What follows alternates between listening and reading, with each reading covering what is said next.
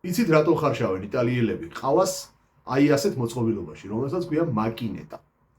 ეს არის სპეციალური ყავის მადუღარა, რომელსაც ქვემოთ ესხება წყალი, შუა ნაწილში ეყრება ყავა, ზემოთ არის კონტეინერი, რომელშიც უნდა ამოვიდეს ადუღებული, ასე ვთქვათ, ყავის სითხე. თავარი იდეა ამისი არის ის, რომ ყავა უნდა მოიხარშოს ყოველთვის თავდახურულ ჭურჭელში. იმიტომ რომ ორთქლს მიყვება მთავარი ინგრედიენტები. ამიტომაც გაითვალისწინეთ, თუ გინდათ ყავა მოგიტანოთ ენერგია, რისთვისაც სვამთქიდეს ყავა სავარაუდოდ, ხო გინდათ რომ ყავა ენერგია მოგიტანოთ. ამიტომ ის უნდა მოხარშოთ თავდახურულ ჭურჭელში. იმისთვის რომ ორთქლი არ დაიკარგოს და შიგნითვე ჩაბრუნდეს. დავასხათ ყავა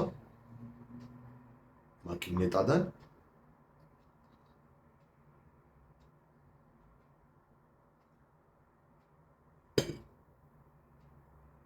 გემრიელად მიირთვით. თუ გაინტერესებთ, რა და როგორ უნდა ჭამოთ, იმისთვის, რომ თავი კარგად იბრძნოთ და დიდხანს არ დაბერდეთ. მომწერეთ. მოდი, ვილაპარაკოთ.